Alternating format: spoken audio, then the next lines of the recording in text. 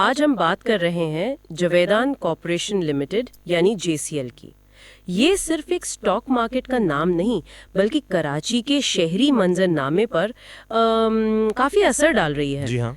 हमारे पास एक सोर्स है, ब्लैक आयरन इंटेलिजेंस फंड का एक एनालिसिस जो इस कंपनी के मुख्तलिफ पहलुओं को देखता है। बिल्कुल। मकसद ये है कि JCL को सिर्फ एक इन्वेस्टमेंट के तौर पर ना देखें बल्कि इसकी जो कह लें डबल पहचान है उसको समझें। एक तरफ इसकी फाइनेंशियल परफॉर्मेंस और दूसरी तरफ नया नाज़माबाद प्रोजेक्ट के जरिए इसका जो बड़ा विजन है। जी, और JCL की कहानी दिलचस्प इसलिए भी है कि ये सिर्फ पैसा बनाने वाली कंपनी नहीं, वो एक कम्युनिटी बनाने का भी दावा करती है। और इसका कनेक्शन आरिफ हबीब ग्रुप से है जो पाकिस्तान का एक बड़ा नाम है, तो एक मजबूत बैकिंग है। और नया नाज़माबाद वो वाकई एक बहुत बड़ा एम्बिशियस प्रोजेक्ट है। चलें इसी विजन से शुरू करते हैं फिर। ये नया नाज़िमाबाद प्रोजेक्ट क्या है? सोर्स में लिव, वर्क एंड प्ले का जिक्र है। ये कॉन्सेप्ट पाकिस्तान में तो काफी नया सा लगता है। जी हाँ, बिल्कुल। देखें, ये सिर्फ प्लॉट्स या घर बेचने का प्रोजेक्ट नहीं है। इसको डिजाइन किया गया है एक सेल्फ सफिशिएंट इंटीग्रेटेड कम्युनिटी के तौर पर। टारगेट ऑडियंस है पाकिस्तान का जो इमर्जिंग मिडिल क्लास है। अच्छा। तो इस विजन में कई चीजें हैं, जैसे लोगों के रहने के लिए मॉडर्न घर, फिर तालीम के लिए स्कूल से लेकर हायर एजुकेशन तक के इदारे, ताकि फैमिलीज को कहीं दूर न जाना पड़े, वहीं पर सब कुछ। जी। फिर सेहत की सहूलियात, अच्छे हॉस्पिटल्स, क्लिनिक्स, उसके अलावा तफरी और हेल्दी एक्टिविटीज के लिए बड़े बड़े पार्क्स हैं, स्पोर्ट्स कॉम्प्लेक्सेस हैं, क्रिकेट स्टेडियम, फुटबॉल ग्राउंड, सब कुछ। अच्छा। फिर बिजनेस और तिजारत के लिए कमर्शियल जोन्स हैं जहां लोकल बिजनेसेस भी हों और बड़ी रिटेल चेन्स भी। और इस सबसे जाहिर है रोजगार के मौके भी पैदा होते हैं। सही। और सबसे इंपॉर्टेंट, एक महफूज माहौल जहां लोग मॉडर्न इंफ्रास्ट्रक्चर और सिक्योरिटी के साथ रह सकें। जैसे सोर्स में कहा गया है, ये सिर्फ मकान नहीं, ये जिंदगी का एक नया अंदाज है। तो इसको जो चीज खास बनाती है वो ये सोच है कि शहर के अंदर ही एक ऐसी दुनिया बना दी जाए जहां जिंदगी की हर जरूरत और आसाइश वो करीब ही मिल जाए। ये तो वाकई एक पूरा इकोसिस्टम बनाने की कोशिश लग रही है। और आपने आरिफ हबीब ग्रुप का जिक्र किया था। सोर्स के मुताबिक JCL इस ग्रुप का हिस्सा है, तो क्या ग्रुप की दूसरी कंपनियां भी इस प्रोजेक्ट में किसी तरह इन्वॉल्व हैं? हाँ, ये इंपॉर्टेंट पॉइंट है। JCL अकेले काम नहीं कर रही। आरिफ हबीब ग्रुप की कई कंपनीज मिलकर एक स्ट्रॉन्ग वैल्यू चेन बनाती हैं। अच्छा। जैसे सोर्स में जिक्र है आरिफ हबीब कॉर्पोरेशन लिमिटेड और आरिफ हबीब लिमिटेड का। ये शायद इन्वेस्टमेंट और फाइनेंशियल मैनेजमेंट में मदद देती होंगी। ठीक। फिर पावर सीमेंट लिमिटेड और सेफ मिक्स कंक्रीट लिमिटेड है, तो जाहिर है कंस्ट्रक्शन मटेरियल वहां से आता होगा। हाँ, ये तो सीधा कनेक्शन है। बिल्कुल। तो ये सब मिलकर नया नाज़िमाबाद जैसे बड़े प्रोजेक्ट को मुमकिन बनाते हैं। इससे JCL को ना सिर्फ फाइनेंशियल स्टेबिलिटी मिलती है बल्कि जरूरी रिसोर्सेज तक पहुंच भी आसान हो जाती है। तो ये विजन और ग्रुप की सपोर्ट तो काफी इंप्रेसिव है, लेकिन क्या कंपनी के जो फाइनेंशियल नंबर्स हैं वो भी इस कहानी को सपोर्ट करते? जरा JCL की माली सेहत पर नजर डालते हैं। सोर्स में कुछ बेसिक फिगर्स दिए गए हैं। कितनी बड़ी कंपनी है ये? राइट। इक्विटी प्रोफाइल के हिसाब से देखें तो JCL एक बड़ी कंपनी है। इसकी मार्केट कैपिटलाइजेशन यानी मार्केट में इसके सारे शेयर्स की जो टोटल वैल्यू है वो तकरीबन 29 अरब रुपए है। 29 अरब, ठीक। टोटल शेयर्स 380 मिलियन से ज्यादा हैं और इनमें से 40% यानी कोई 152 मिलियन शेयर्स फ्री फ्लोट हैं। फ्री फ्लोट मतलब ये आम सरमायाकारों के लिए अवेलेबल है मार्केट में? जी बिल्कुल। ये वो शेयर्स हैं जो स्टॉक मार्केट में खरीदो फरोख्त के लिए दस्तयाब हैं। तो ये नंबर्स बताते हैं कि ये एक अहम कंपनी है और इन्वेस्टर्स की इसमें दिलचस्पी है। और इसकी सालाना परफॉर्मेंस कैसी रही है, खासकर पिछले कुछ सालों में? सोर्स में 2022 से 2025 तक के नंबर्स हैं। कोई खास ट्रेंड नजर आता है? यहाँ तस्वीर थोड़ी मिक्स्ड है। अगर हम सेल्स और प्रॉफिट को देखें तो 2023 एक बहुत ही कह लें एक्सेप्शनल साल था। अच्छा। उस साल सेल्स करीब 17 अरब रुपए तक चली गईं और प्रॉफिट आफ्टर टैक्स 6.7 अरब से भी ज्यादा था। ये पिछले और अगले सालों के मुकाबले में बहुत बहुत ज्यादा है। जैसे 2022 में सेल्स सिर्फ 4.3 अरब थी और प्रॉफिट 1.5 अरब। फिर 2024 और 2025 में भी सेल्स और प्रॉफिट 2023 के लेवल से काफी नीचे रहे, हालांकि 2022 से बेहतर थे। 2025 का जो एस्टीमेट है उसके मुताबिक सेल्स 7.3 अरब और प्रॉफिट 1.56 अरब एक्सपेक्ट किया जा रहा है। तो ईपीएस यानी पर शेयर अर्निंग का भी यही हाल होगा? जी बिल्कुल। ईपीएस भी 2023 में 17.70 रुपए तक चली गई, जबकि 2022 में ये 3.95 थी और 2024 और 2025 में ये फिर नीचे आकर 4.47 और 4.11 रुपए पर आ गई। 2023 में इतना बड़ा जंप और फिर कमी, इसकी क्या वजह हो सकती है? सोर्स इस पर कुछ कहता है? देखें, सोर्स डायरेक्टरी वजह तो नहीं बताता, लेकिन रियल एस्टेट के जो बड़े प्रोजेक्ट्स होते हैं उनमें ऐसा उतार चढ़ाव आम बात है। अच्छा। अक्सर ऐसा होता है कि जब प्रोजेक्ट का कोई बड़ा फेज कंप्लीट होता है और प्लॉट्स या मकान बायर्स को हैंड ओवर किए जाते हैं, तो उस साल रेवेन्यू और प्रॉफिट में एकदम से बड़ा इजाफा हो जाता है। सही। रेवेन्यू रिकग्निशन का मामला। जी, मुमकिन है 2023 में नया नाज़माबाद के किसी इंपॉर्टेंट फेज की कंप्लीशन और सेल रिकॉर्ड की गई हो। उसके बाद के सालों में कमी का ये मतलब नहीं कि कंपनी बुरा कर रही है, बल्कि ये कि रेवेन्यू अब प्रोजेक्ट के अगले स्टेजेस के हिसाब से नॉर्मलाइज हो रहा है। ठीक है। ये पहलू इन्वेस्टर्स के लिए समझना जरूरी है कि जेसीएल का रेवेन्यू शायद साल दर साल बिल्कुल फ्लैट ना रहे, बल्कि प्रोजेक्ट की प्रोग्रेस के साथ कम ज्यादा होता रहेगा। ये इम्पोर्टेंट वजाहत है। तो भले ही रेवेन्यू में उतार चढ़ाव है, क्या कंपनी ओवरऑल प्रॉफिटेबल है? सोर्स में कुछ फाइनेंशियल रेशियोज भी हैं, जैसे प्रॉफिट मार्जिन्स, वो क्या बताते हैं? जी, प्रॉफिट मार्जिन्स काफ़ी स्ट्रॉन्ग रहे हैं। ग्रॉस प्रॉफिट मार्जिन यानी सेल्स से डायरेक्ट कॉस्ट्स निकालने के बाद जो प्रॉफिट बचता है वो 2022 से 2024 तक 50% से ज़्यादा रहा है। ये बहुत अच्छा है। ये तो काफी सेहतमंद लग रहा है। बिल्कुल।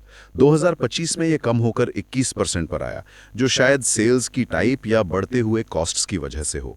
नेट प्रॉफिट मार्जिन यानी सारे खर्चे और टैक्स निकालने के बाद जो फाइनल प्रॉफिट बचता है वो भी 2022 से 2024 तक 34% से 40% के दरमियान रहा। ये भी इंप्रेसिव है।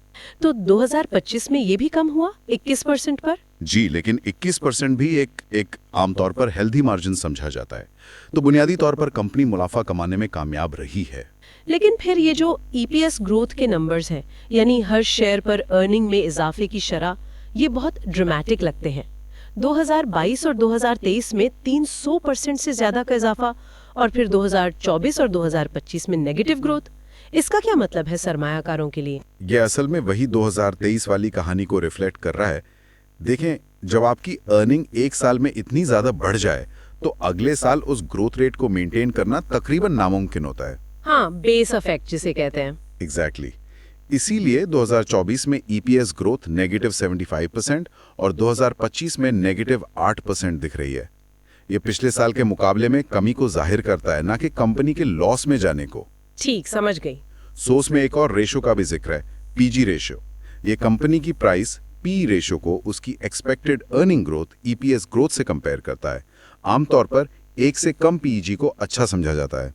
और जेसीएल का पीजी कैसा है? जेसीएल के लिए पिछले कुछ सालों में ये नेगेटिव रहा है, जो वही एक्सेप्शनल ग्रोथ के बाद स्लो डाउन की वजह से। नेगेटिव पिक की इंटरप्रिटेशन थोड़ी मुश्किल होती है, लेकिन ये इशारा दे सकता है कि मार्केट शायद करीब मुस्तकबिल में वैसी तेज रफ्तार ग्रोथ एक्सपेक्ट नहीं कर रही जैसी 2023 में देखी गई थी।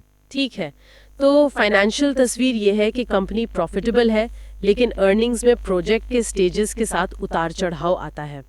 इस उतार चढ़ाव के बावजूद क्या कंपनी अपने शेयर होल्डर्स को कुछ वापस करती रही है, मतलब डिविडेंड्स वगैरह? सोर्स में पे आउट हिस्ट्री का जिक्र है। हाँ, ये जेसीएल की कहानी का एक बड़ा काफी पॉजिटिव पहलू है।